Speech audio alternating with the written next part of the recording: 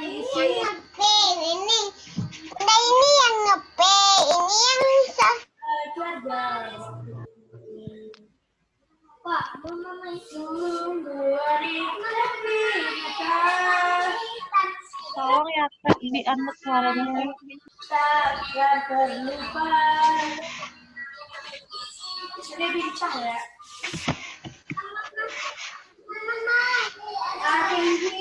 Asik mama. Tahan.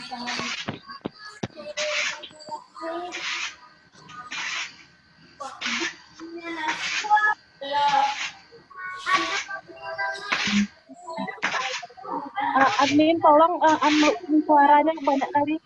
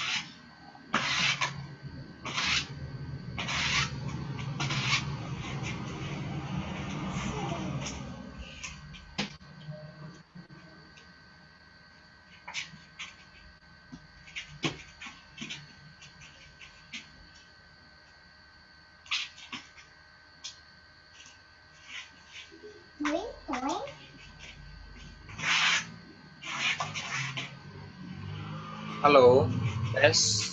Halo, jelas suaranya? Halo, ya, tes jelas suaranya? Ya, jelasnya jelas. Cuma tadi ada yang belum unmute, Bang. Iya, dia lagi berusaha di unmute. Masukin dong ke tempatnya. Oke, Toshiba, Kak Dewi, tolong di mute. Kak Dewi, gambarnya jelas kakak?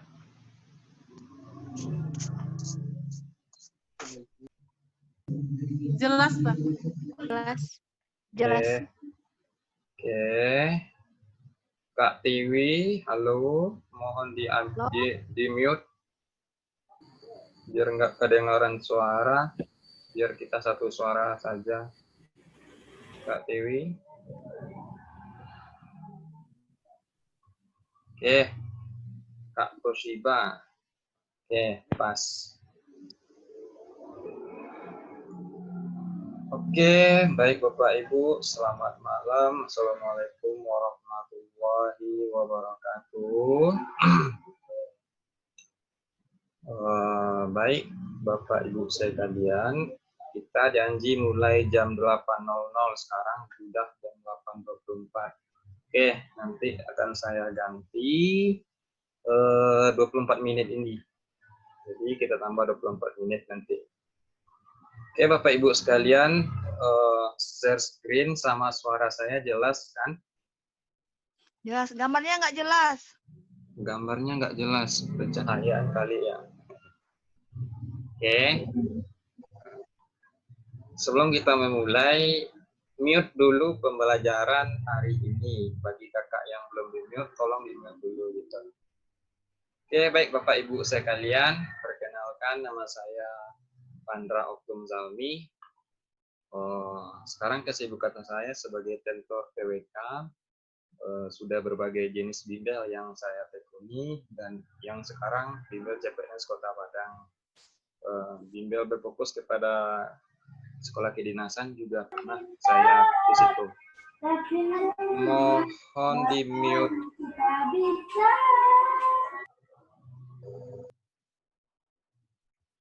Oke, mohon di mute dulu kakak, Kak Tiwi. Halo, ini aja kerja. Oke, japri aja Kak Tiwi itu. Oke, Bapak Ibu sekalian, mohon maaf atas ketidaknyamanannya. Selain sebagai tentor, alhamdulillah saya juga tercatat sebagai mahasiswa pasca sarjana Universitas Negeri Padang, khususnya pendidikan Pancasila dan Kewarganegaraan. S1 saya juga pendidikan Pancasila, jadi lumayanlah untuk wawasan kebangsaan gitu. Oke, Bapak Ibu sekalian, materi kita pada hari ini ada 3. Pilar negara, terdiri dari Pancasila dan Undang-Undang Dasar, nasionalisme, serta bela negara. Bapak Ibu sekalian, pendek saja tips dan trik dalam menghadapi ujian SKD. Poin penting yang saya ambil itu yang nomor 3.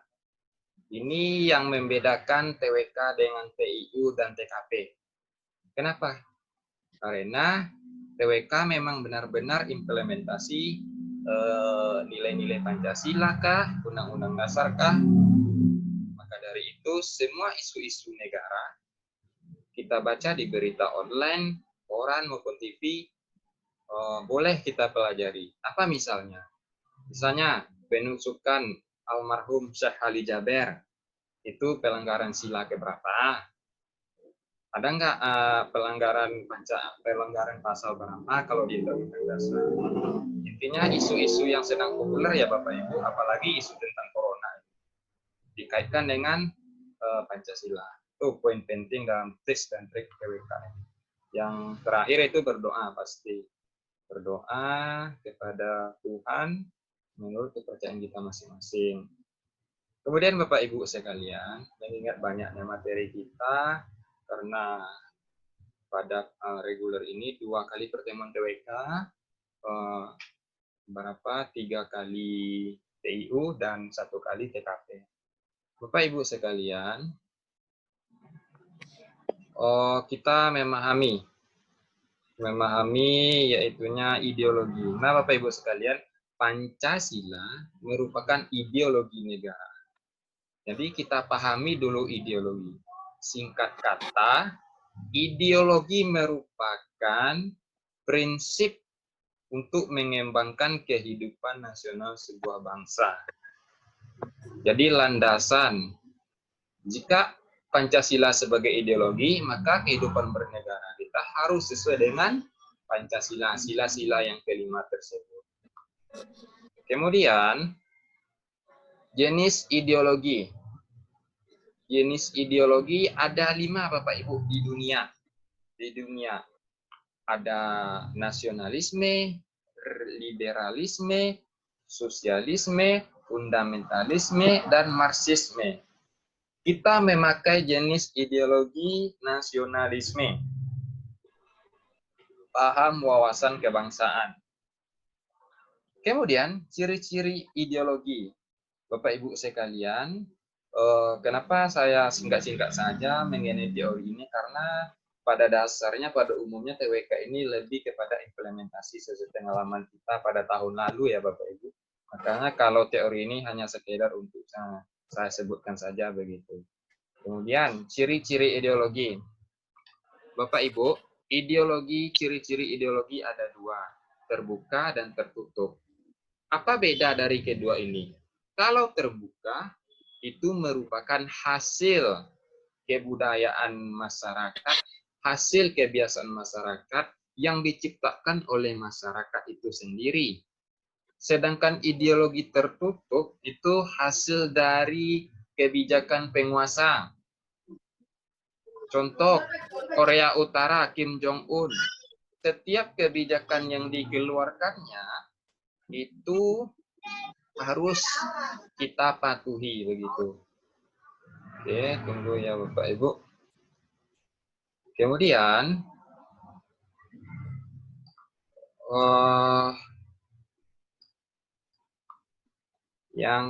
yang slide berikutnya mengenai Pancasila sebagai ideologi negara. Nah, Bapak Ibu, nah di sini kita sering gagal fokus ya Bapak Ibu. Lambang-lambang lambang sila Pancasila. Mana yang Pancasila yang pertama, logo Pancasila sila yang kedua, begitu. Jadi, Bapak Ibu sekalian, kita mengetahui bahwasanya Pancasila itu berasal dari bahasa Sanskerta. Kita dalam pelajaran SMP, SMA dulu, panca itu berarti 5, dan sila itu berarti dasar. Berarti 5 dasar yang fundamental bagi negara Indonesia. Gitu. Jadi bisa Bapak Ibu lihat sendiri lambang logo sila-sila Pancasila begitu Bapak Ibu. Kemudian pada slide berikutnya yang perlu kita ketahui Bapak Ibu sekalian, ini Pancasila itu berasal dari burung Garuda. Ini bentuk burung Garuda dari fase ke fase. Ya Bapak Ibu, mulai dari kita kemerdekaan. Ya, dari kita merdeka, ini bentuk lambang burung Garuda. Lambang burung Garuda itu awal mulanya diadakan sayembara. Singkat cerita, diadakan sayembara oleh Menteri Penerangan. Kemudian terpilih 2 rancangan Bapak Ibu. Rancangan siapa saja? Rancangan Sultan Hamid dan Muhammad Yamin. Ingat ya Bapak Ibu. Kemudian rancangan yang dipilih yaitu rancangan Sultan Hamid. Kenapa tidak Muhammad Yamin? Karena Muhammad Yamin itu dalam lambang burung Garudanya itu lebih menampakkan pengaruh Jepang gitu. Ada matahari-matahari kayak gitu. Kemudian singkat cerita disepakatinya lambang burung Garuda ini hasil dari rancangan Sultan Hamid II. Ini fase yang pertama ya Bapak Ibu. Kemudian Masyumi selaku partai Islam memberikan masukan tentang tangan dan bahu manusia yang memegang perisai yang dianggap bersifat mitologis. Nah, tangan, Bapak Ibu, coba Bapak Ibu perhatikan dalam gambar ini ada tangan manusia yang memangku logo sila Pancasila. Tanpa kita sadari kan, tadi kita tidak nampak kan. Nih, coba Bapak Ibu perhatikan. Ini lambang tangan manusia yang memangku logo burung Garuda. Kemudian bahu manusia. Kemudian tentang tangan, cakra maksudnya, cengkraman. Cengkraman burung Garuda pada masa Sultan Hamid itu masih di belakang ya Bapak Ibu. Bhinneka Tunggal Ikanya, tulisan Bhinneka Tunggal Ika masih dicengkram dari belakang. Begitu. Kemudian diperkenalkan pada tanggal 15 Februari di Hotel Des Andes Jakarta. Nah, Bapak Ibu, setelah mengalami fase yang seperti ini, ada tangan yang memang logo burung Garuda, ada cengkraman dari belakang, kemudian berangsur-angsur ke fase kedua, yaitu berubah hilangnya tangan, kemudian jambulnya juga berbeda, ini seperti khas Jawa ya Bapak Ibu. Nah, jambulnya lebih botak, kemudian tangannya masih di belakang, cengkraman pita tangan. Kemudian setelah disahkannya pada fase terakhir, makanya burung Garuda seperti ini bentuknya Bapak Ibu, sudah sempurna.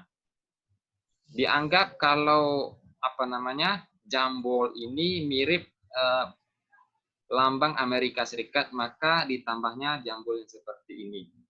Inilah hasil dari rancangan burung Garuda yang disempurnakan dari perkembangan zaman.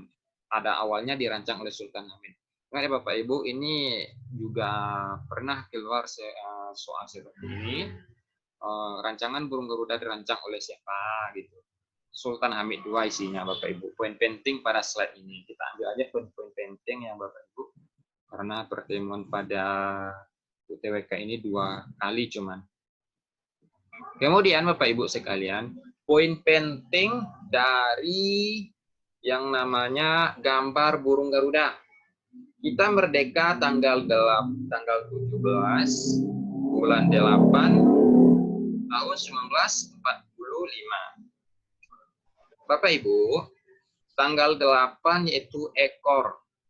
1, 2, 3, 4, 5, 6, 7, 8. Kemudian tanggal bulan 8. Ya, maaf, tanggal 17 sayapnya 1, 2, 3, 4, 17 satu sebelah, kemudian 17 sebelah lagi. Jadi hanya dihitung sebelah gitu. Kemudian pada bulan 8 Agustus 80 ekor. Kemudian tahun 1945. Nih, pangkal ekor, sayap pada pangkal ekor ini berjumlah 19. Berjumlah 19. Kemudian yang berjumlah 45 itu bulu helai. Bapak Ibu, bisa Bapak Ibu ingat.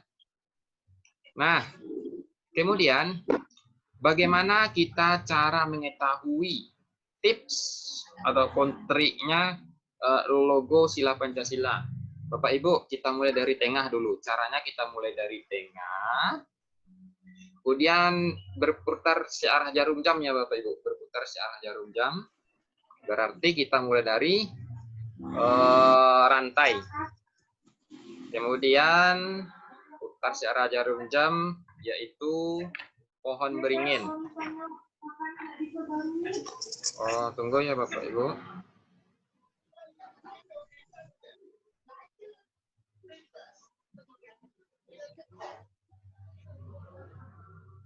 Oke. Berarti yang nomor 3 lagi, logo Sila Pancasila yang ketiga, Persatuan Indonesia. Nah, Bapak Ibu, tipsnya yaitu kalau kita bayangkan sebuah pohon yang besar itu biasanya itu bisa melindungi setiap individu yang berada di bawahnya, selagi dia berada dalam sektor pohon itu sendiri. Jadi begitu juga logikanya Bapak Ibu. Sila Pancasila yang ketiga berbunyi Persatuan Indonesia. Jika Pancasila tersebut masyarakat rakyat Indonesia berada dalam satu rumpun pasti mengalami persatuan yang namanya persatuan. Begitu juga dengan pohon, fungsi pohon. Begitu ilustrasinya ya Bapak Ibu, tips dan triknya. Kemudian itu berputar searah jarum jam lagi. Yang namanya benteng, kepala benteng. Sila yang keempat, kemudian padi dan kapas. Nah, tips dan triknya yang terakhir ini, setiap yang namanya kita jumpai logo ada padi dan kapas, mayoritas berarti keadilan. Kita ketahui bahwa sila yang kelima bunyinya keadilan sosial bagi seluruh rakyat Indonesia. Nah, makanya begitu cara dalam mengetahui Bapak Ibu lambang burung Garuda. Kemudian juga cerita sejarah perumusan Pancasila. Ada 4 zaman Bapak Ibu. Ada 4 zaman. Yang pertama zaman Sriwijaya. Kita tahu kan Bapak Ibu pada waktu kita SMA, SMP, zaman di Indonesia itu dimulai dari zaman kerajaan. Sriwijaya terkenal dengan kalau tidak salah kerajaan terbesar, memiliki kepulauan begitu, perairan. Kemudian zaman penjajahan. Penjajahan ini ada penjajahan Barat, ada penjajahan Jepang. Kemudian zaman kemerdekaan dan yang terakhir zaman reformasi. Zaman reformasi gitu Bapak Ibu. Nah, Bapak Ibu, pada zaman kerajaan ini sudah diidentifikasi adanya nilai-nilai Pancasila. Bapak Ibu, poin penting dari daripada zaman kerajaan ini yaitu nilai Pancasila sudah kita temui dalam buku Sutasoma, buku Negara Kertagama. Ya, Bapak Ibu. Kemudian kok di slideshow kan, oke. Tunggu dulu ya. Ya. Kemudian Bapak Ibu, ini sharing juga keluar nih Bapak Ibu. Yang ini buku Sutasoma dan buku Negara Kertagama. Nah, kita sharing terbalik berpikirnya ya Bapak Ibu. Karangan Sutasoma, buku Empu Tantular, tidak. Yang namanya buku itu Sutasoma dan Negara Kertagama. Pengarangnya Empu Tantular dan Empu Prapanca. Ditandai aja kalau atas ada nama Empu berarti itu pengarangnya ya Bapak Ibu. Kemudian zaman penjajahan Barat, ini bisa dikatakan zaman penjajahan Jepang. Nah Bapak Ibu, ini juga sering keluar nih Bapak Ibu yang poin pertama ini. Yang organisasi yang pertama kali muncul di Indonesia, organisasi Budi Utomo ya Bapak Ibu. Tidak ada organisasi Muhammadiyah, Nahdlatul Ulama, lain halnya tidak. Organisasi yang paling pertama muncul itu Budi Utomo. Kemudian pada zaman penjajahan Jepang. Pada zaman penjajahan Jepang ini terbagi menjadi tiga konferensi besar, tiga musyawarah besar. Ada BPUPKI, diawali BPUPKI, kemudian ada yang namanya Panitia 9, kemudian tidak ada kesepakatan antara Panitia 9 ini, maka diadakannya BPKI, gitu Bapak Ibu. Nah pada pembahasan yang nomor 3 ini Bapak Ibu, soal yang sering keluar yaitu mengenai apa yang bisa kita ambil hikmah ataupun pelajaran dari sidang BPUPKI. Ayo, ada yang tahu Bapak Ibu? Dari sebuah musyawarah, rapat, apa yang bisa kita ambil hikmahnya, pelajaran dari rapat tersebut? Ya, tentu kita saling menghargai. Kalau tidak saling menghargai, bisa saja Soekarno bersikeras untuk sarannya bisa diterima. Bisa saja Muhammad Hatta, maksudnya Supomo, bisa saja Muhammad Yamin. Gitu Bapak Ibu. Nah, jadi pelajaran yang bisa kita ambil itu bisa saling menghargai satu sama lain pendapat. Ini juga sering keluar Bapak Ibu. Kemudian zaman kemerdekaan, sejarah perumusan Pancasila. Ini kan setelah disahkannya oleh PPKI sila Pancasila yang kelima tersebut, namun ada satu sila, yaitu sila yang pertama yang tidak setuju bunyinya begitu Bapak Ibu. Kewajiban dengan menjalankan syariat Islam bagi pemilu-pemilunya. Berarti harus dirubah kata kaum Indonesia bagian timur. Nah, di sini uraiannya Bapak Ibu. Oh maaf. Ini ada tips dari saya, Bapak Ibu. Kalau seandainya ada keluar nama anggota panitia 9, Bapak Ibu, nah, ini aja, Yamahawas, Y. Yamin, A. Adi Kusno, M. Maramis, A. Ahmad Subarjo, H. Hatta, A. Agus Salim, W. Wahid Hashim, A. Abdul Kahar, S. Soekarno, begitu Bapak Ibu. Yamahawas, itulah anggota panitia 9. Kemudian, nah, di sini kita sharing salah kaprah Bapak Ibu. Di sininya, ini kan diubah menjadi ketuhanan yang Maha Esa kan. Jadi ada beberapa jenis soal ditanya berapa kata yang diubah pada sila yang pertama. Ayo, siapa yang tahu Bapak Ibu berapa kata?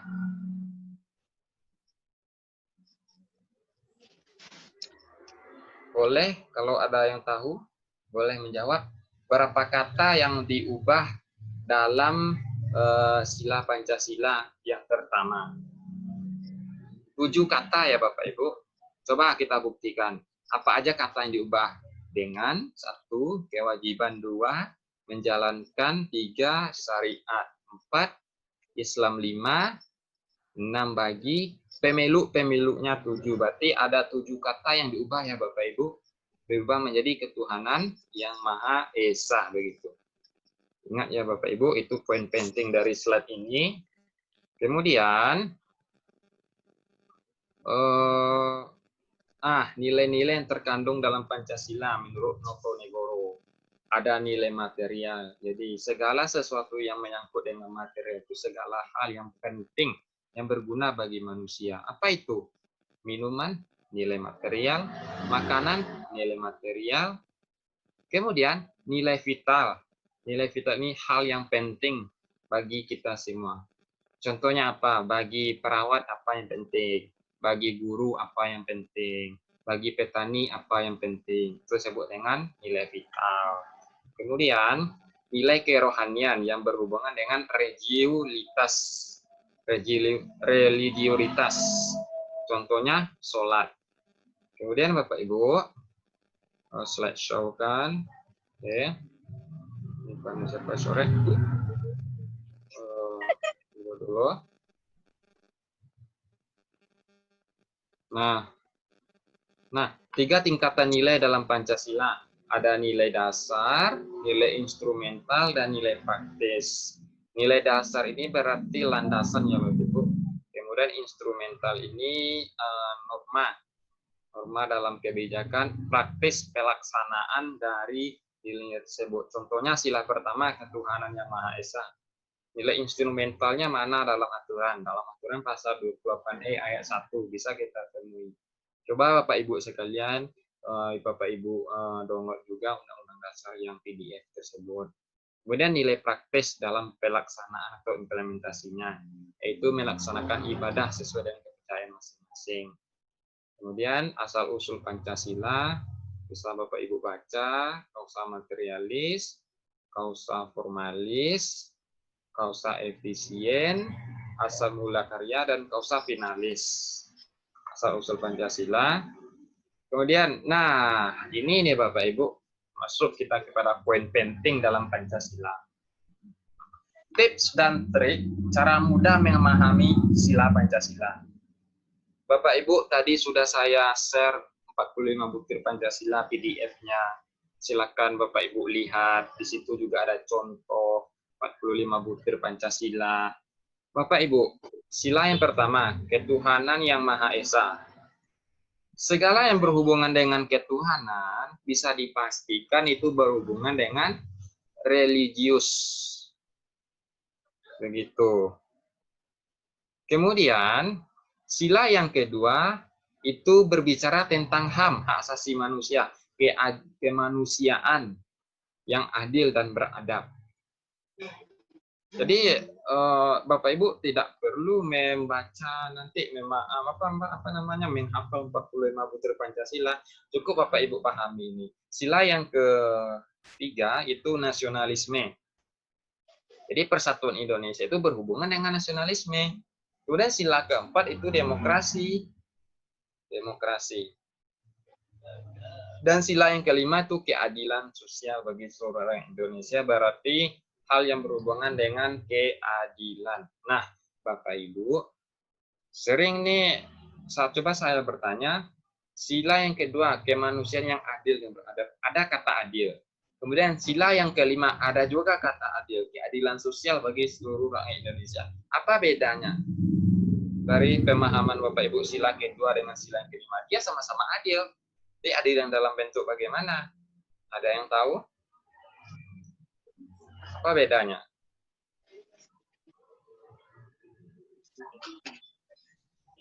Ya, kalau sila yang kedua ini keadilan dalam konteks kepribadian.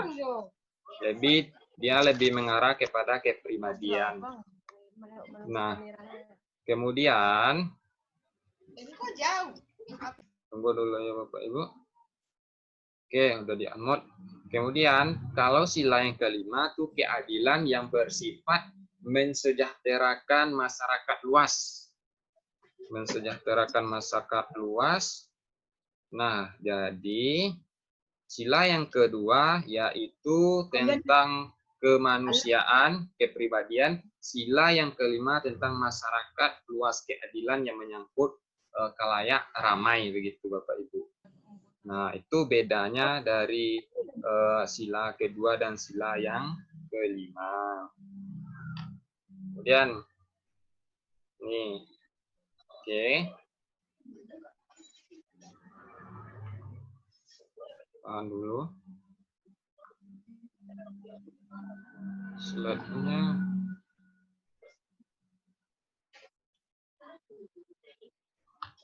Slide berikut. Mohon tunggu Bapak Ibu. Mana pula nih?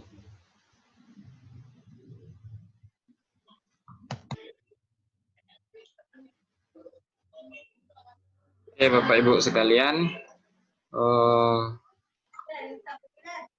Oke. Yang nih kita masuk kepada butir 45 butir Pancasila Bapak Ibu.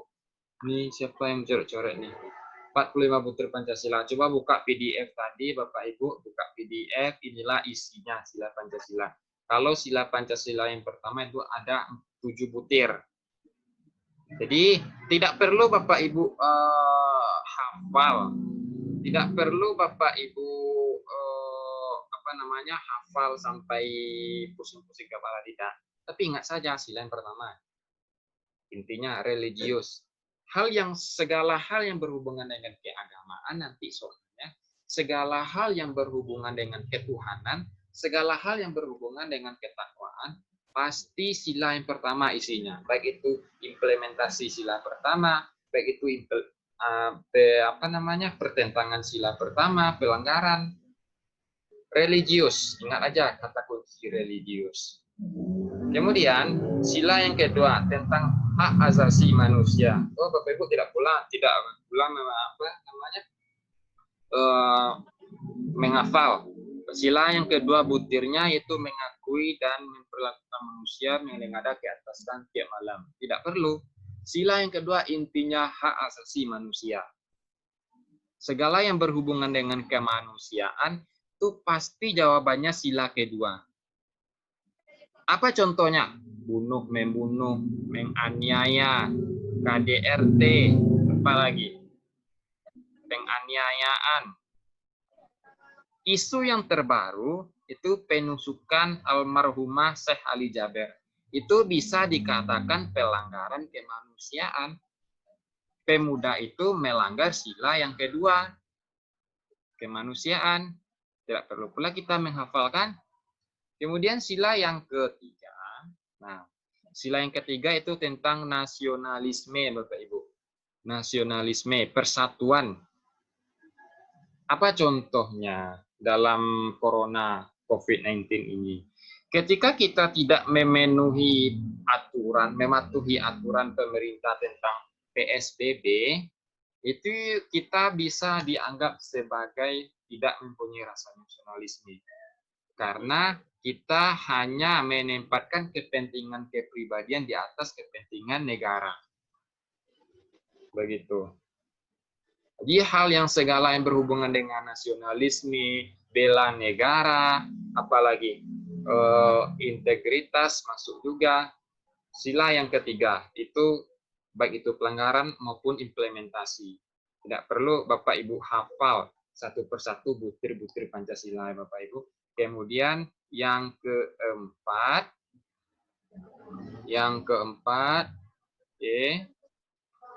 kedua, ketiga, keempat. Yang keempat itu tentang demokrasi, Bapak Ibu. Nah, di sini tahun lalu saya pernah membaca field report ya, FR ya Bapak Ibu. FR berarti laporan lapangan tentang soal-soal yang telah keluar, yang telah diujiankan. Field report, salah satu field reportnya tentang sila yang keempat ini, yaitu adanya dinasti politik Ratu Atut Kosyah di Provinsi Banten. Ya Bapak Ibu. Nah, jadi dinasti politik tersebut merupakan pelanggaran sila yang keempat. Karena dengan cara apapun keluarganya tetap menjadi pejabat di segala lini pemerintahan. Itu pelanggaran sila yang keempat, pelanggaran demokrasi. hal yang berhubungan dengan pemilu, pilkada, apalagi pemilihan kepala dusun, kepala kampung, itu menyangkut sila yang keempat, Bapak Ibu.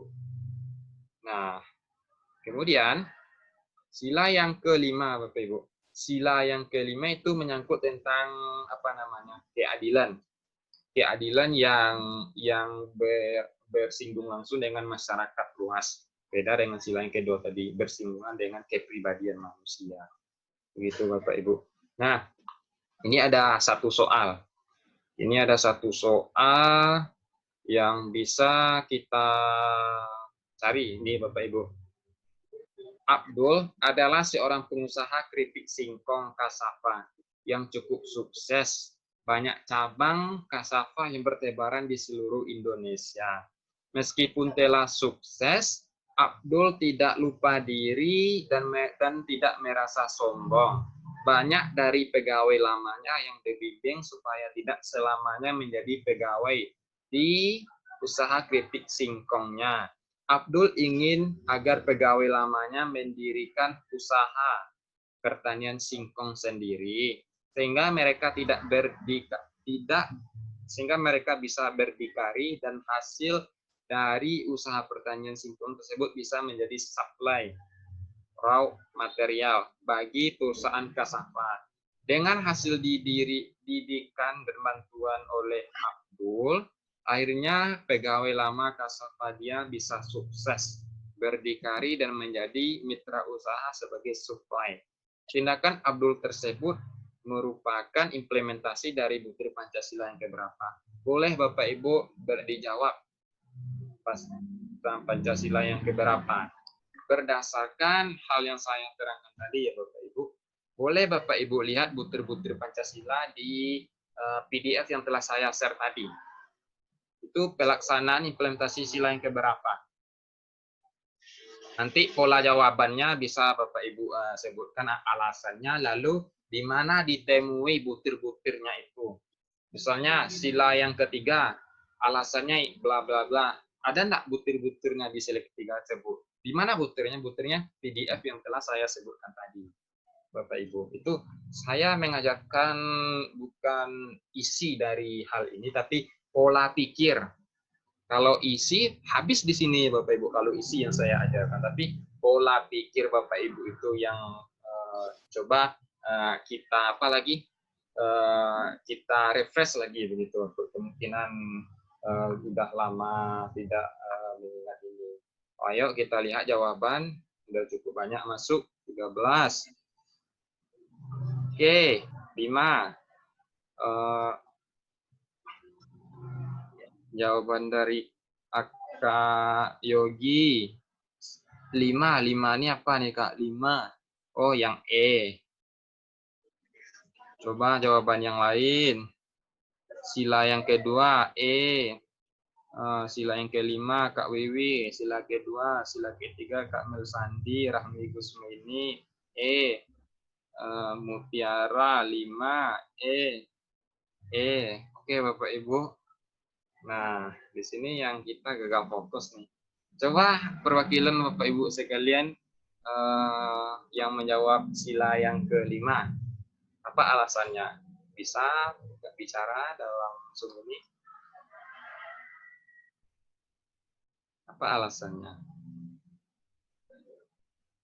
Di mana ditemui butirnya? Coba Bapak Ibu lihat butir-butir yang telah saya share di PDF grup. Ya Bapak Ibu, bisa Bapak Ibu jawab perwakilan saja boleh. Apa alasannya?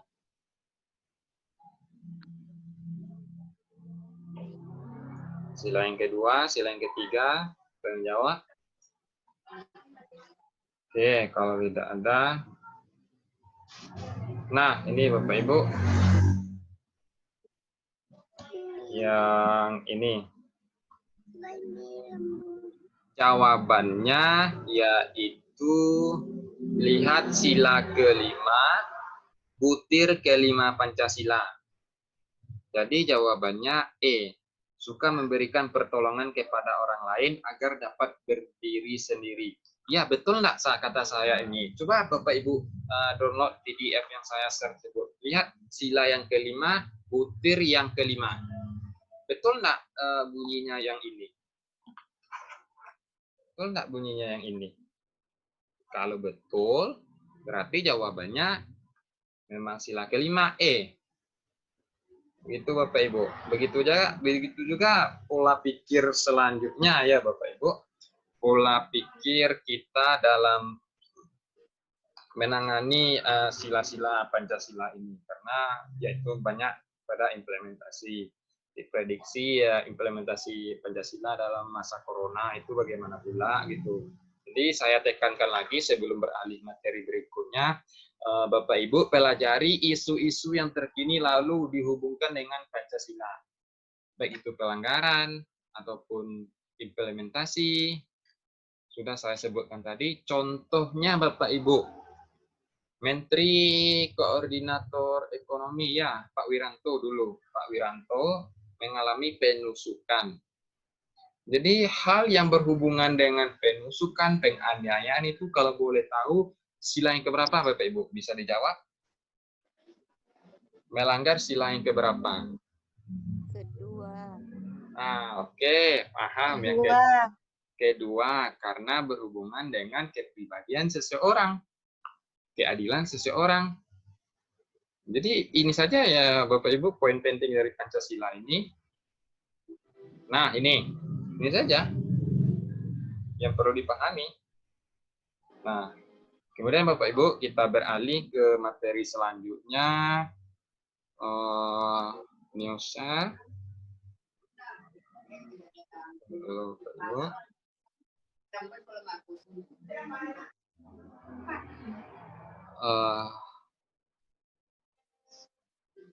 Oke, cuma satu.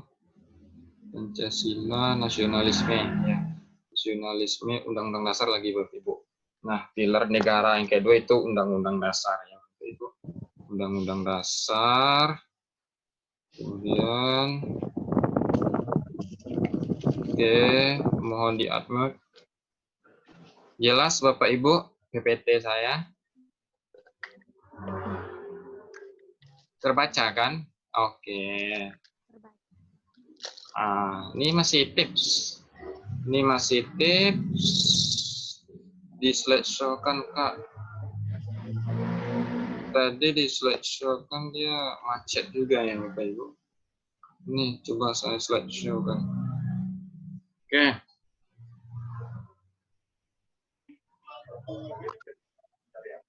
Tips and trick tadi udah tahu, ini aja poin pentingnya nomor 4 ini, isu-isu yang terkini.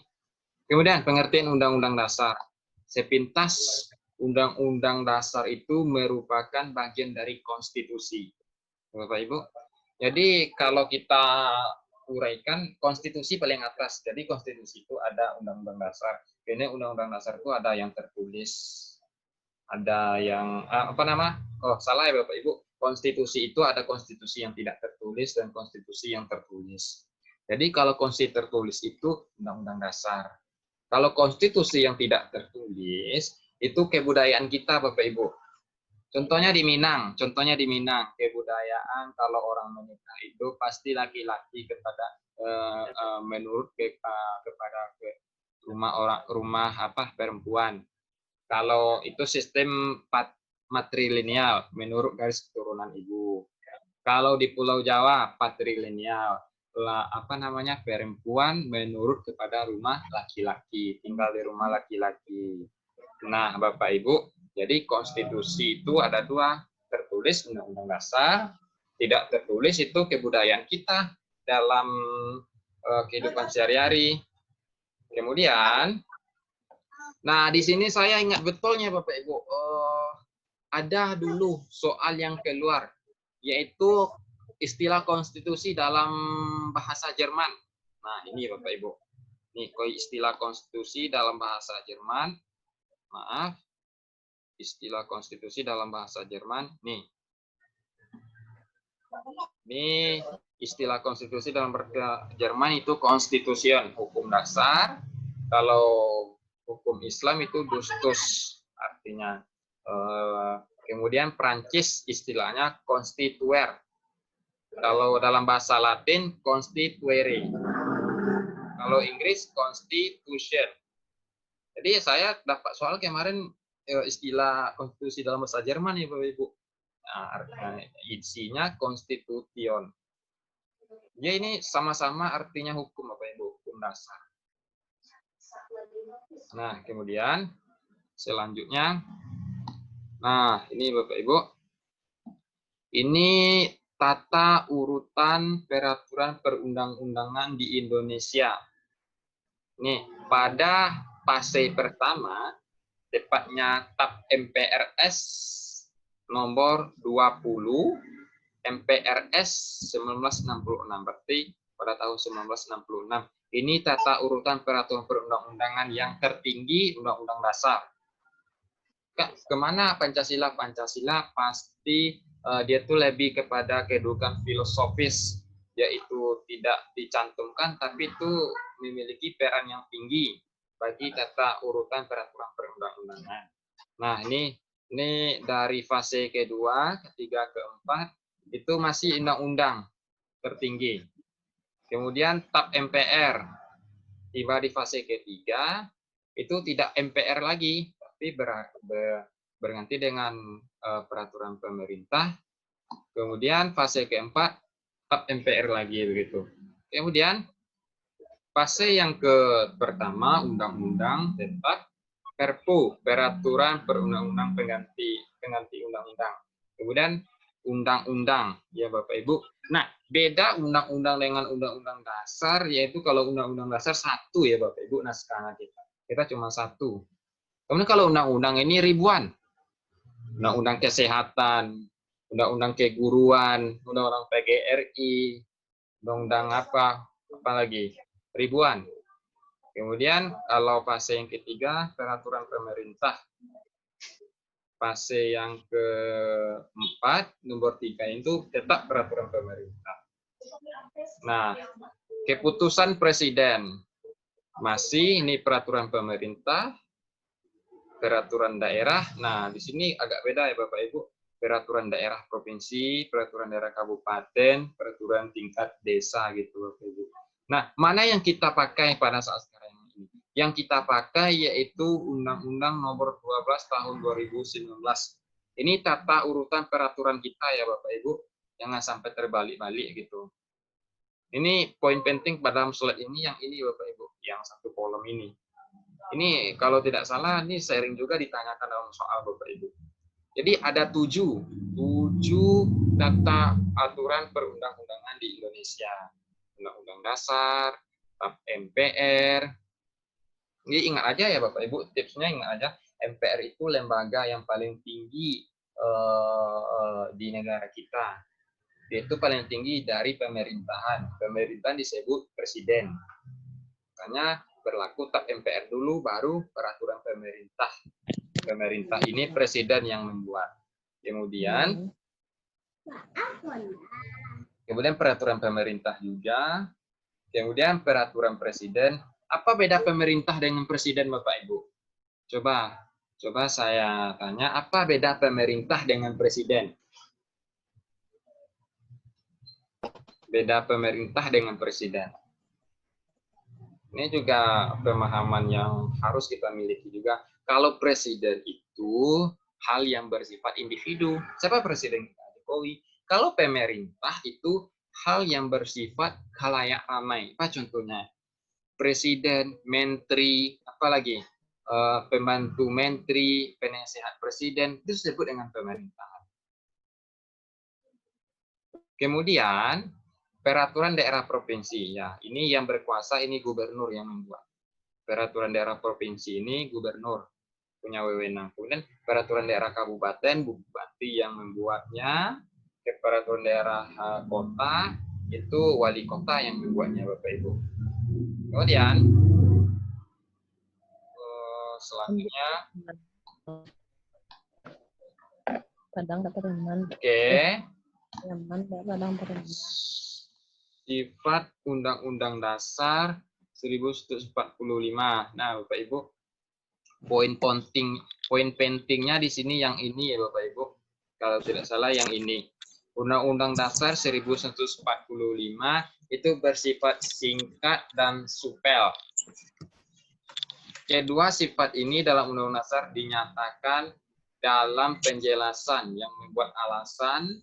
Yang pertama, Undang-Undang Dasar hanya memuat aturan pokok saja.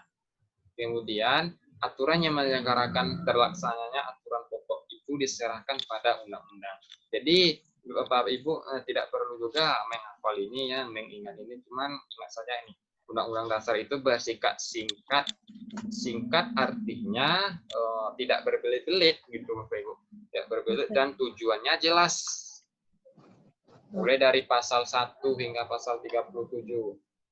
Kemudian, nah ini Bapak Ibu, poin penting dalam slide ini itu perbedaan isi Undang-Undang Dasar. Coba Bapak Ibu download Undang-Undang Dasar 1945 PDF. Itu sebelum amandemen. Sebelum amandemen itu terdiri dari batang tubuh. Ya, batang tubuh 16 bab, 37 pasal, 65 ayat, 4 pasal aturan peralihan, 2 ayat aturan tambahan. Setelah di amandemen, nah ini perlu diingat Bapak Ibu, istilah batang tubuh diganti dengan pasal-pasal. Jadi kalau kita zaman sekarang ini ya, seandainya ada profesi sebagai kejaksaan, kepolisian, mohon di unmute dulu. Kak Ena, Kak Risa, Kak Yetka. Nah, Bapak Ibu, kalau ada yang berprofesi sebagai polisi, sebagai jaksa, ahli kerja di pengadilan, Undang-Undang Dasar tersebut tidak kita sebut lagi batang tubuh, tapi yang kita sebut menjadi pasal-pasal. Kalau masih batang tubuh yang kita sebut, berarti undang-undang tersebut undang-undang yang sebelum amandemen. Bedanya ini 16 bab sebelum amandemen, 20 bab pada setelah amandemen. Berarti ada penambahan 4 bab.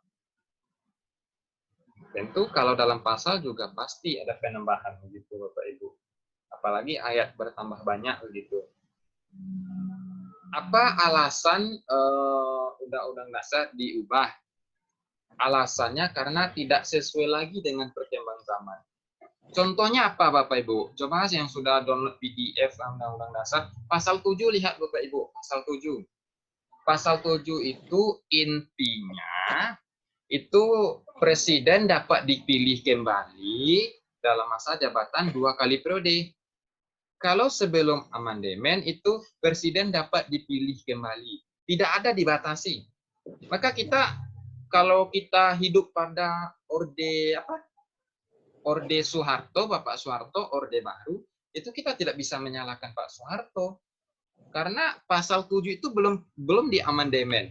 Karena pemerintah, kekuasaan presiden itu tidak dibatasi.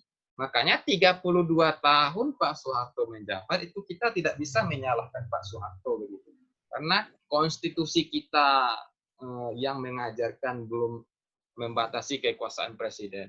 Maka setelah Pak Soeharto lengser, makanya di amandemen undang-undang ini lagi. Coba Bapak Ibu lihat amandemen undang-undang apa maksudnya pasal 7.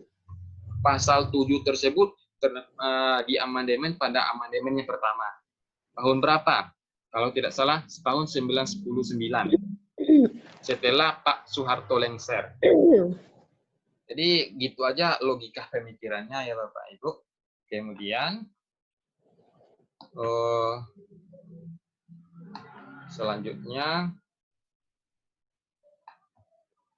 mana ini? Oke, sejarah lahirnya undang-undang ini juga nggak sering keluar, bisa Bapak Ibu baca. Mulai tahun 1944 berarti mulai zaman penjajahan Jepang kita belum merdeka ya Bapak Ibu. PM Koiso untuk kemerdekaan kepada rakyat.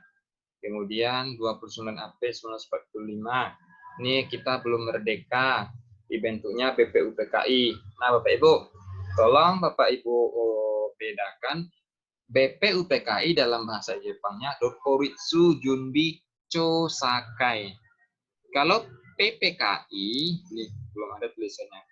Korisi Jumbi Inkai. Jadi rubah aja ya Bapak Ibu. Kosakai untuk BPUPKI, Inkai untuk PPKI.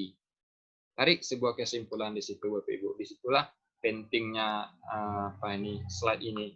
Kemudian sidang pertama BPUPKI ada 3 tokoh. Ada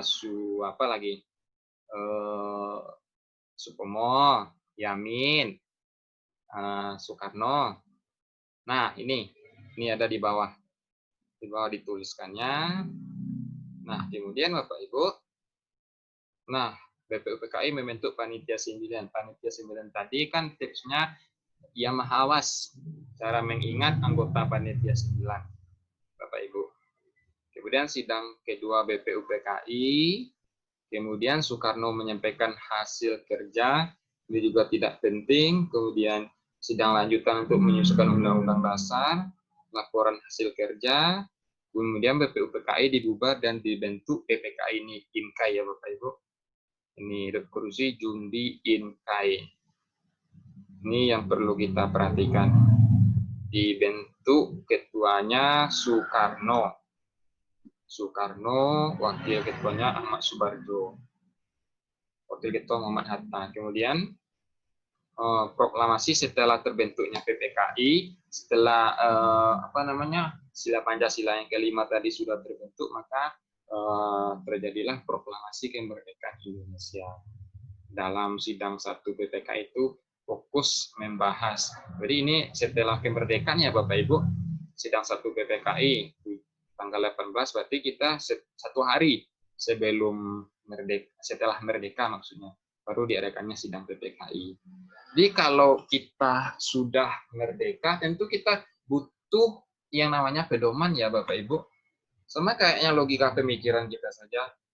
Kalau kita sudah punya rumah ataupun punya mobil, tentu kita harus memiliki hal yang penting. Kalau rumah itu pasti kita harus mempunyai atap. Kalau tidak punya atap, bagaimana pula kita cara tinggalkan bisa berantakan. Bisa rumah itu tidak kita huni. Begitu juga dengan negara. Dia juga butuh pegangan. Kalau dalam kehidupan negara, Undang-Undang Dasar ini Bapak Ibu, namanya buku suci ini Bapak Ibu. Kalau dalam agama kita, Islam itu Al-Quran. Kalau dalam negara itu buku sucinya Undang-Undang Dasar. Kemudian memilih dan mengangkat Soekarno dan Muhammad Hatta sebagai presiden. Membentuk KNIP untuk membantu tugas presiden sebelum MPR DPR dibentuk. Nah, Bapak Ibu, KNIP, Komite Nasional Indonesia Pusat. Ini kalau zaman sekarang sama dengan MPR ataupun DPR. Bisa kita sebut legislatif.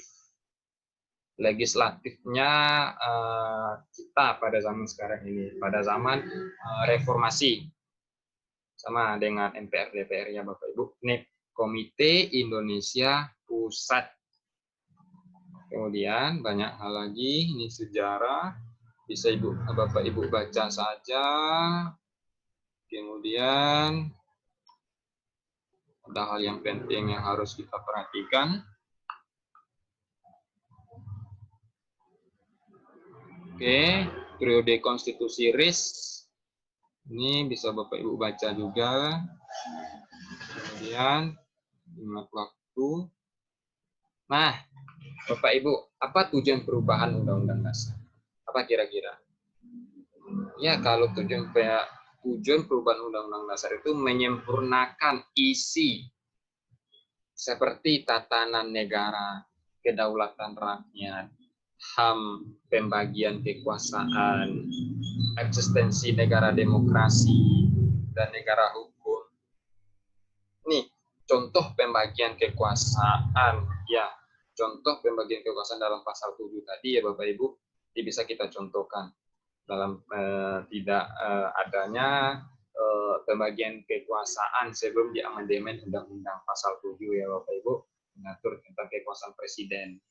Kemudian kedaulatan rakyat, tidak sering diadakannya pemilu. Itu terbukti bahwasanya pemilu itu hanya, kalau zaman Pak Soeharto itu hanya Damilan politik ya Bapak Ibu, karena setiap pemilu pasti Pak Soeharto sebagai pemenangnya begitu. Kemudian tatanan negara Bapak Ibu, tatanan negara ini sebelum undang-undang di amandemen, MPR pasti Bapak Ibu ingat, MPR sebagai lembaga tertinggi ya, tertinggi negara. Tapi kalau setelah amandemen, MPR itu sejajar dengan lembaga-lembaga negara lain. Mari kita lihat gambarnya, ilustrasinya. Nah, ini Bapak Ibu, ini perlu juga kita ingat nih. Ini penting semua. Berarti tipsnya bagaimana Bapak Ibu? Ini tipsnya kalau di tahun ya Bapak Ibu, tipsnya mulai aja pikir aja setelah Bapak Soeharto lengser 1998. Berarti setelah itu di amandemennya peraturan. Contohnya undang-undang, berarti 99 sampai 4 tahun ya Bapak Ibu, kita 4 kali amandemen, 99, 2000, 2001, 2002. Di 4 tahun berturut-turut mulai dari 99. Begitu ada caranya ya Bapak Ibu, ingat saja Bapak Soeharto kapan yang saya 98, pasti setelah 98 itu, pasti di amandemen undang-undang, karena dirasa undang-undang dasar tersebut masih penyusunannya masih berantakan begitu Bapak Ibu. Begitu aja cara mengingatnya Bapak Ibu. 99 4 tahun berturut-turut hingga 2002. Kemudian ini tanggal-tanggal ya biasanya kalau tanggal-tanggal ini agak jarang ya Bapak Ibu. Tapi coba kita pahami juga tanggal-tanggalnya ini. Jangan sampai kita lengah. Kemudian lanjutan, mau tunggu Bapak Ibu. Nah, lihat ini. Kemudian, oke.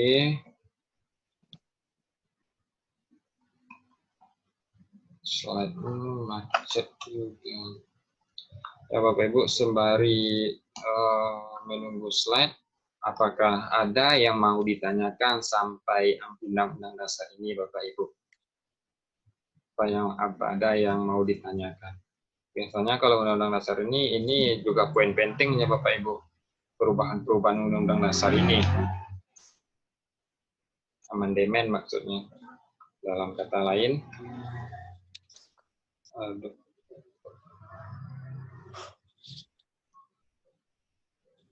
Bapak Ibu. Pacetnya ini, Kak kok bisa berbuatnya di share grup WA biar bisa dibaca-baca balik. Oke, udah di-share kok Kak. Udah di-share. Apa tadi? Kak, apakah ada soal-soal FR tentang TWK ini enggak, Kak? Kalau FR ada Bapak Ibu, tenang. Selagi saya ada, pasti saya share. Lengkap Bapak Ibu. Saya punya FR TWK, TIU, DKP, udah 50-an FR saya punya, insya Allah punya saya. FR tahun 2019 kemarin. Karena 2020 kita nggak ada CPNS kan. Oke, terima kasih slide. Oke, nanti kita share FR-FR-nya. Kemudian, nah Bapak Ibu, nah di sini juga susah juga kita Bapak Ibu mengingat bahwasanya apa namanya? Ini tunggu Bapak Ibu. Ini ada pasal-pasal yang di amandemen pada amandemen yang pertama, pasal-pasal apa saja begitu. Pasal-pasal apa saja. Kemudian pada amandemen kedua, pasal-pasal apa saja yang di amandemen ini boleh Bapak Ibu pahami. Ini contohnya, ini pasal 7 yang dirubah menyangkut kekuasaan presiden. Nah, langsung dirubahkan setelah Pak Soeharto lengser. Kemudian tahun 2002 terakhir. Ini Bapak Ibu, ini pasal-pasal setelah di amandemen. Ada penambahan bab seperti saya sebutkan tadi, ada 4 bab. Jadi intinya setelah amandemen pasal-pasal itu banyak. Banyak ya Bapak Ibu. Kemudian karena banyak materi juga. Kemudian nah ini Bapak Ibu. yang poin pentingnya juga dalam Undang-Undang Dasar. Ini bentuk lembaga negara yang namanya sebelum amandemen. Ini buktinya MPR paling tinggi. MPR itu apa namanya? Undang-Undang Dasar ini dalam artian bukan berada di bawah MPR, tapi dia itu setara dengan MPR kedudukannya. Gitu. Kemudian baru disusul dengan DPR, Presiden, Badan Pemeriksa Keuangan. Ini DPA ini dihapus ya Bapak Ibu, Dewan Pertimbangan Agung. Coba Bapak Ibu lihat pasal 9 ya, pasal 9 kalau tidak salah di Undang-Undang Dasar. DPA ini dihapus. Kemudian Mahkamah Agung. Setelah diamandemen, tepatnya pada 2004, amandemen terakhir, itu undang-undang memiliki kedudukan yang paling tertinggi. Kedudukan yang paling tertinggi. Kemudian disusul, ini sejajar ya Bapak Ibu, ini sejajar, ini artinya sejajar. Ini sejajar, ada BPK, MPR. Nah, MPR ini terdiri, anggota MPR ini kan kita tidak pernah pemilu MPR kan Bapak Ibu, tidak pernah kan? Tidak pernah. Karena MPR itu berasal dari anggota DPD dan DPR. Begitu. Apa contohnya? Presiden dan wakil presiden setara dengan MPR. MK, MA, KY, berarti MK ini belum ada sebelum amandemen undang-undang. Gitu Bapak Ibu. Nah, kemudian kita masuk kepada soal, mungkin pembelajaran terakhir kita mungkin interaktif aja nanti, pelajaran 2 arah. Nah, ini bisa Bapak Ibu baca dan Bapak Ibu pahami. Kita ambil saja soalnya nomor berapa. Soalnya nomor 4. Pasal berapa saja Undang-Undang Dasar 1945 kedua kali di amandemen. Ada di slide. Di slide tadi pasal berapa saja. Coba di sini kita diuji kejelian kita melihat angka-angka kecil ini Bapak Ibu.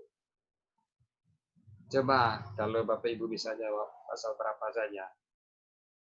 Amandemen yang kedua. Ini juga pernah terjadi bentuk soal seperti ini nih Bapak Ibu. Kan hampir-hampir mirip. 18, 18, 19, 19, 20, 20. Ini yang beda satu kan. 22 sampai 22 juga. 25, 25, 25 sama 27 sama 28 sama 30 sama. Nah, di mana bedanya? Nah, di sini nih Bapak Ibu. Di sini beda betul nih. Berarti angka yang terakhir aja diperhatikan ya Bapak Ibu. Yang menjadi patokan kita. Nggak seharusnya kita cocokkan dari awal. Habis waktu nanti.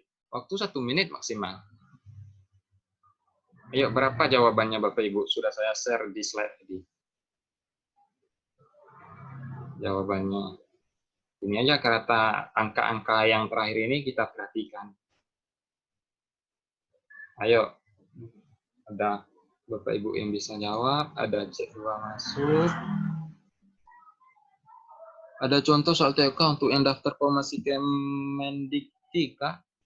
Kemendikti, ada kita FR-nya, dosen lektor kalau tidak salah ya. Ada, kita FR-nya ada. B, Kak Dika Melisa, Kak Refni, B. Ini udah mulai jeli nih, walaupun hari udah cukup malam. Waktu Indonesia bagian Barat setengah 10, setengah 11, setengah 12, setengah 11, waktu Indonesia bagian tengah. B. Oke. Menghemat waktu kita lihat pasal soal nomor 4. Nomor 4, B, betul.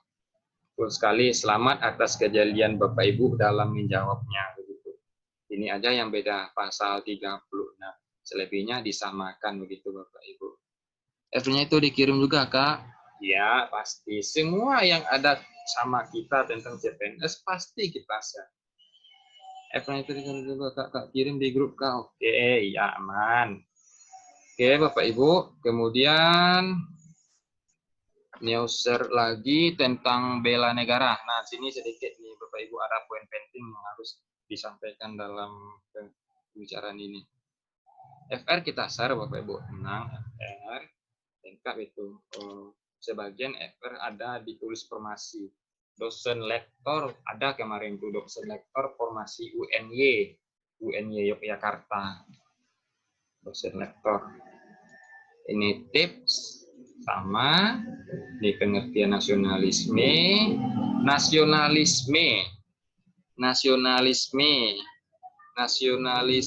berasal dari kata nasional dan isme berasal dari paham kebangsaan. Isme ini paham ya Bapak Ibu artinya.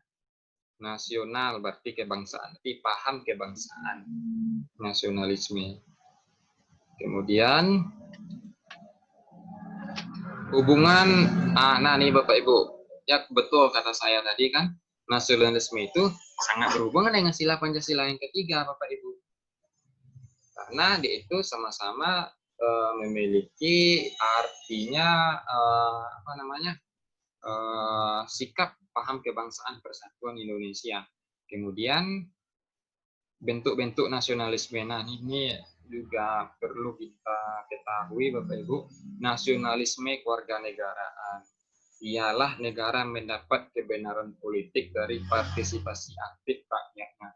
Contoh kesadaran warga negara dalam keberagaman etnik Indonesia, nasionalisme agama juga, kemudian nasionalisme etnis, nasionalisme kenegaraan. Jadi nasionalisme ini paham kebangsaan. Jadi dia ini lebih menganggap bahwasanya negaranya itu lebih unggul dari negara-negara lain.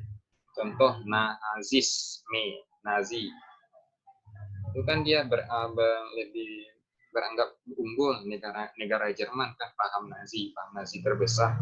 Kemudian bentuk ini bela negara Bapak Ibu. Nah, bela negara, apa beda bela negara dengan nasionalisme? Kata kuncinya, kalau bela negara yaitu rela berkorban guna mendiadakan ancaman dan membahayakan kemerdekaan dan kedaulatan negara. Kemudian secara sempit, bela negara dapat diartikan sebagai upaya setiap warga negara untuk mempertahankan negara NKRI. Kemudian slide berikutnya bertanya Bapak Ibu, apa beda nasionalisme dan bela negara? Ayo. Sepintas tadi sudah saya sebutkan apa beda nasionalisme. Isme paham, nasionalisme kebangsaan. Bela negara. Ayo buruan lah, kalau orang masih kayak gini nih cepet, jangan lelet. Bela negara. Apa bedanya Bapak Ibu? Bela negara dengan nasionalisme. Nasionalisme ini masih berkutat kepada paham, pemikiran. Pemikiran masih dalam otak kita ya Bapak Ibu, belum terimplementasikan. Sedangkan bela negara tingkatannya lebih tinggi, sudah diimplementasikan, sudah dilakukan. Adanya paham kebangsaan di pemikiran kita, kalau kita tidak laksanakan, itu namanya paham yang tidak bergerak begitu. Jadi bedanya ini hanya sebatas pemikiran nasionalisme. Kalau bela negara ini sudah upaya bergerak kita Bapak Ibu, dari pemikiran kita bergerak kepada implementasi. Itu beda bela negara dengan kamu boleh kirim lagi materi tentang pesan-pesan di grup WA saya tadi. Oke. Kemudian yang slide selanjutnya, nih landasan hukum bela negara ini. Kalau ini lumayan sakit juga mata kita ya Bapak Ibu. Lumayan juga terdapat sejumlah peraturan yang berkaitan dengan bela negara. Coba Bapak Ibu cek dalam undang-undang yang format PDF. Pasal 27 ayat 3 apa bunyinya? Betul nggak tentang bela negara? Pasal 30 ayat 1, upaya bela negara. Jadi ketiga pasal ini membahas tentang bela negara. Jika Bapak Ibu ditanya hal-hal yang berupaya, contohnya Bapak Ibu implementasi isu-isu populer di saat kapal Cina masuk ke Pulau Natuna dengan niat untuk merampas kekayaan bawah laut Indonesia. Hal tersebut, kita sebagai warga negara, kita harus membela negara kita dalam bentuk apapun. Pertanyaannya,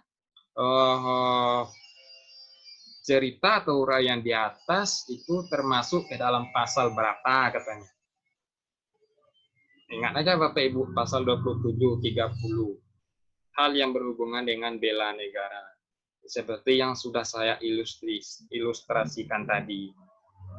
Itu termasuk isu populer juga Bapak Ibu, karena belum beberapa tahun yang lewat kan.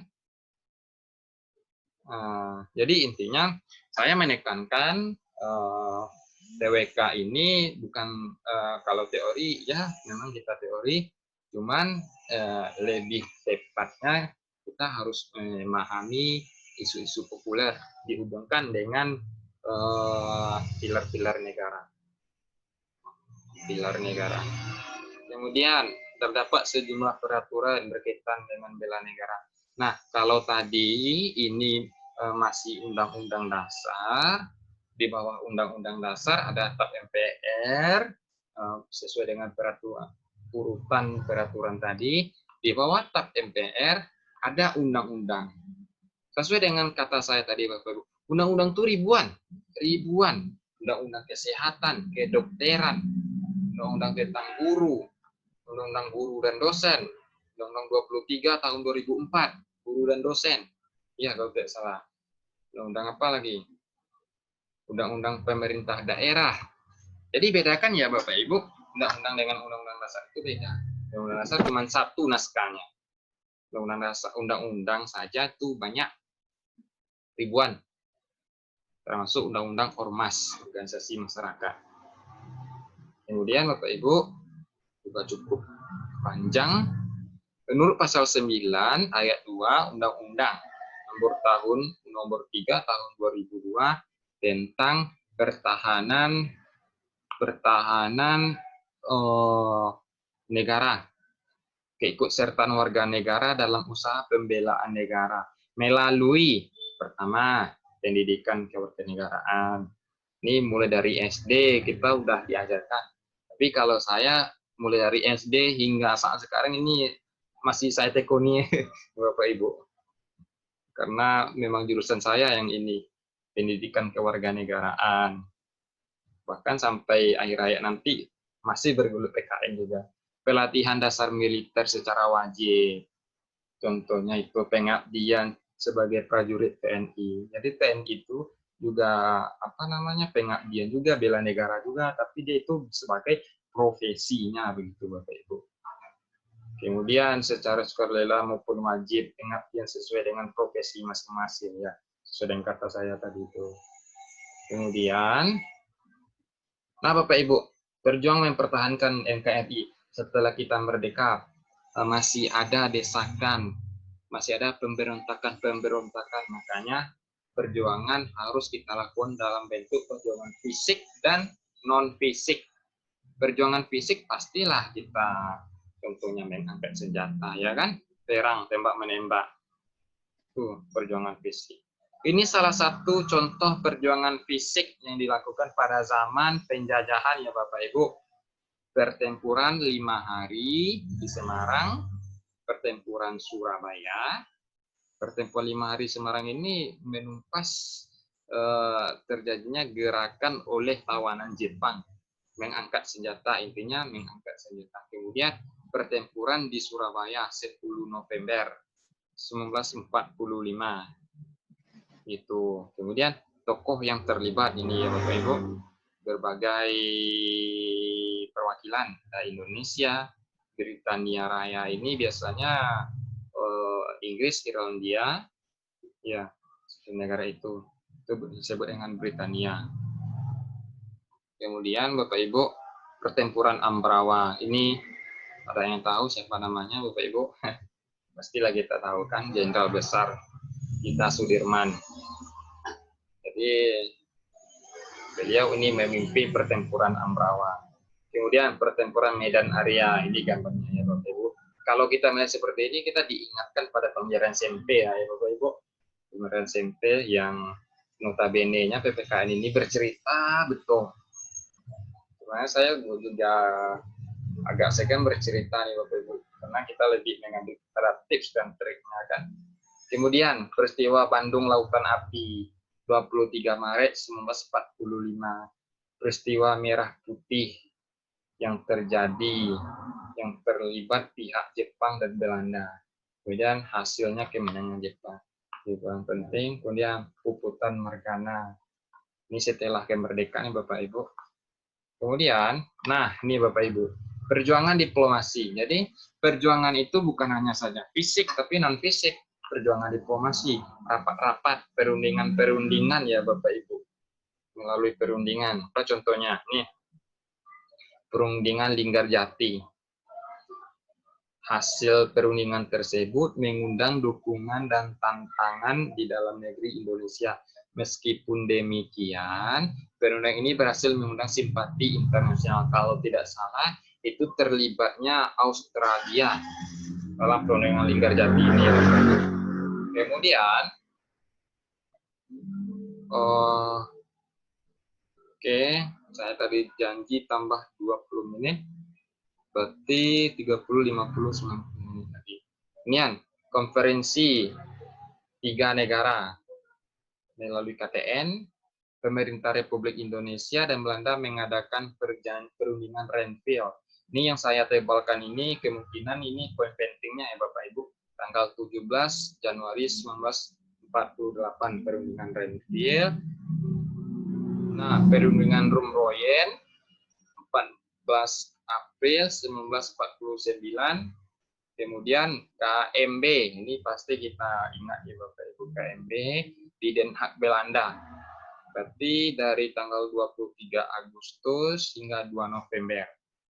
Kemudian ancaman, nah ini perlu kita ketahui nih Bapak Ibu, ancaman itu ialah setiap upaya, baik dalam negeri maupun luar negeri yang membahayakan NKRI. Kemudian ancaman berdimensi politik, berdimensi ideologi maksudnya. Berdimensi ideologi, contohnya peristiwa G13 PKI itu berdimensi ideologi, termasuk ya ancaman terhadap ideologi kita tuh Bapak Ibu. Pemberontakan Darul Islam, Tentara Islam Indonesia, teror bom Bali, bisa jadi teror bom Bali Amrozi, bisa jadi itu ancaman terhadap ideologi kita. Nah, kemudian ancaman berdimensi politik, negara lain ikut campur masalah internal Indonesia. Apa masalah yang tidak bisa diikut campurkan dalam dunia ikut campur negara lain? Apa contohnya Bapak Ibu? Bisa Bapak Ibu lihat. Kemudian ancaman berdimensi politik seperti penurunan paksa pemerintahan, Orde Baru, ke berdimensi politik, kemudian korupsi dan politik, SARA begitu. Kemudian ancaman internal yang berdimensi ekonomi. Nah, internal berarti ancaman dari dalam yang dari aspek ekonomi. Antaranya apa Bapak Ibu? Kemiskinan. Kemiskinan ini juga ancaman bagi negara Indonesia dalam ekonomi begitu. Karena kalau rakyat Indonesia banyak yang miskin, pasti negara tidak akan stabil perekonomian. Begitu. Kemudian lanjut. Ancaman eksternal dia berdimensi ekonomi. Kinerja ekonomi yang buruk, daya saing yang rendah. Ini lebih kepada globalisasi nih Bapak Ibu. Ini globalisasi ini kalau pengalaman tahun lalu ya Bapak Ibu, bisa dia itu mengeluarkan soal mengenai cara mencintai produk Indonesia, dibandingkan kan, dibuat cerita, kemudian bagaimana sikap kita terhadap produk luar negeri begitu. Bagaimana sikap kita menghadapi perdagangan bebas gitu. Bahkan ada juga ditanyakan manakah di antara bawah ini produk-produk Indonesia? Dituliskannya ada produk Unilever, ada produk ini, produk itu. Jadi kita juga harus mengetahui ya Bapak Ibu, bukan hanya apa aja itu Pancasila saja. Kemudian ancaman yang berdimensi sosial budaya itu kemiskinan, kebodohan, dan keterbelakangan. Ini ilustrasinya Bapak Ibu. Ini juga ancaman, tapi negara juga harus mendidik, harus memelihara orang-orang yang memiliki latar belakang ekonomi rendah gitu. Itu juga amanat undang-undang dasar. Kemudian ancaman berdimensi sosial budaya yang datang dari luar itu mempengaruhi. Apa contohnya Bapak Ibu? Apa namanya ya? K-pop itu Bapak Ibu, Korea pop itu juga ancaman dari dimensi sosial budaya karena anak-anak muda kita juga turut serta dalam itu. Kemudian ancaman pertahanan dan keamanan. Spionasi ini artinya sadap nih, penyadapan Bapak Ibu. Perang saudara, kita diadu apa namanya? Kita sharing diadu-adu oleh pihak luar. Papua dengan Indonesia itu negara-negara lain itu memiliki kepentingan lain itu Bapak Ibu. Jika Papua itu terpisah di Indonesia, itu pasti negara-negara kuat adidaya akan masuk di dalamnya karena potensi alam di Papua itu luar biasa Bapak Ibu. Luar biasa banyaknya begitu dari berbagai literatur yang saya baca gitu Bapak Ibu. Kemudian ancaman globalisasi dari sisi ekonomi, Bapak Ibu. Pasar-pasar global itu pasar-pasar yang bahan-bahan internasional yang masuk ke Indonesia, produk Unilever. Coba Bapak Ibu, mulai kita dari bangun tidur hingga tidur kembali, berapa persen produk Indonesia yang kita gunakan? Bangun tidur, mandi, gosok gigi, Unilever. Pergi ke kantor pakai sepatu Adidas, Jerman, ya, Jerman. Makan KFC dari mana? Italia. Apa lagi? Tidur lagi, pakai apa namanya? Jadi berapa persen kalau kita presentasikan? Berapa persen kita menggunakan produk lokal? Pasti saya bisa menebak 30%, 40%. Semuanya produk global gitu. Ya, disitulah kita dikepung oleh produk-produk internasional. Kalau tidak bisa kita bersaing, maka kalah kita gitu. Kemudian terakhir itu, nah nih Bapak Ibu, keikutsertaan warga negara dalam upaya bela negara. Abaikan tahun ini ya Bapak Ibu, ini bukan artinya 2021 kita harus sebagai TNI, tidak. Ini contoh bentuk upaya bela negara kita. Kalau kita masih dalam bangku pendidikan kewarganegaraan, dengan cara rajin belajar, itu juga masuk upaya bela negara.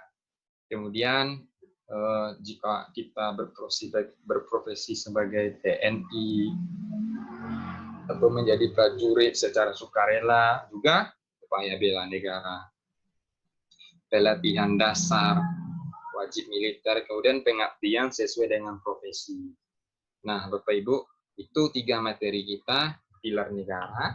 Pilar negara terdiri dari Undang-Undang Pancasila, Undang-Undang Dasar, kemudian bela negara dan nasionalisme. Jadi sampai di sini ada Bapak Ibu tanyakan poin penting dari nasionalisme ini. Biasanya nasionalisme ini dikeluarkan contoh-contoh penerapan dalam kehidupan sehari-hari ini, Bapak Ibu. Contohnya diceritakan dalam bentuk cerita soal cerita. Jadi sikap nasionalis kita kayak mana kayak gitu. Ini Bapak Ibu ada yang mau ditanyakan tentang Pancasila, Undang-Undang Dasar. Kembali saya tekankan ya Bapak Ibu. Bapak Ibu harus kalau tidak sempat belajar betul, minimal Bapak Ibu mengikuti perkembangan negara, ya, mengikuti perkembangan negara. Apa yang terjadi saat ini?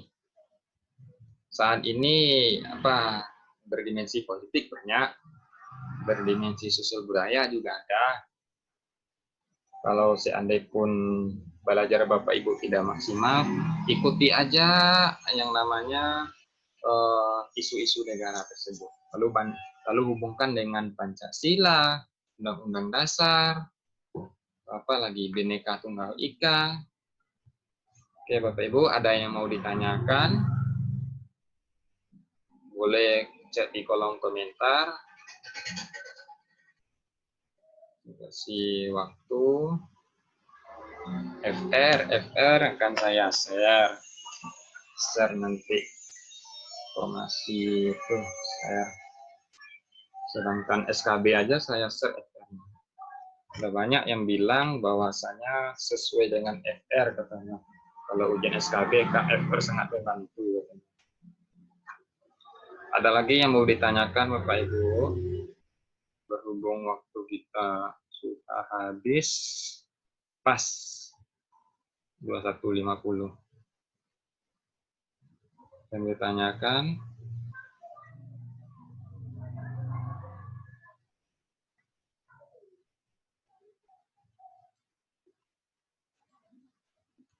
Slide.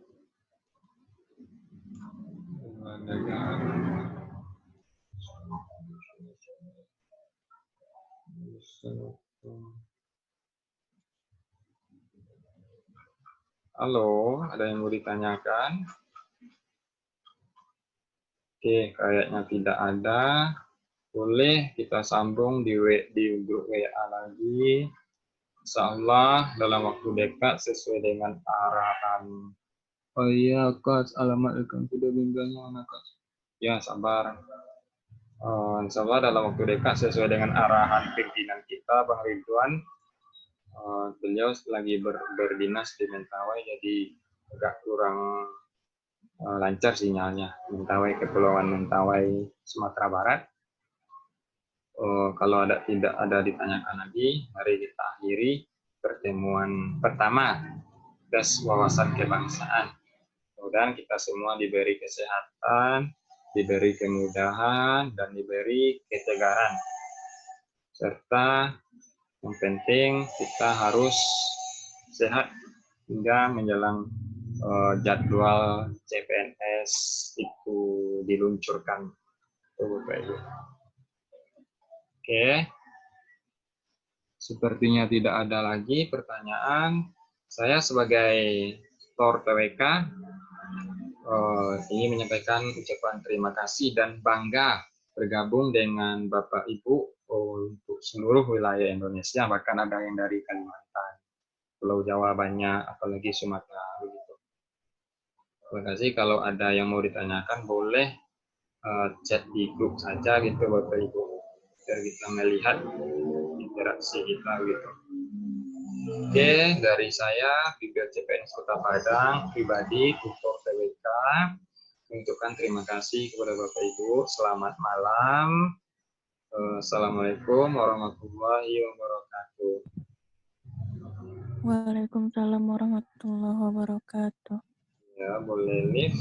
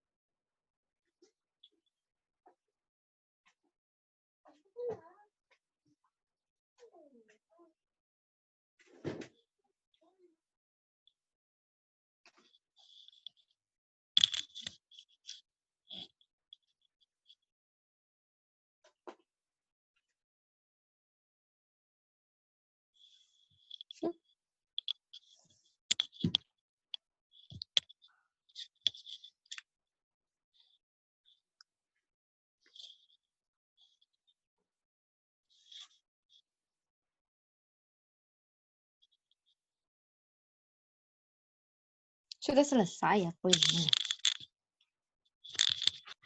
Belum. Sudah selesai belum?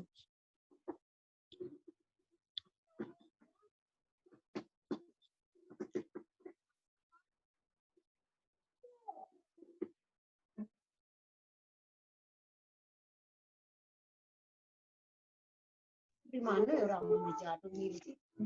Kira kakak dulu kira di. Kak iyo. Iya. Ini biasanya nan kok udah terdengar anmut dia bercoret. Jadi anmut. Kalau kayak aku bisu kan?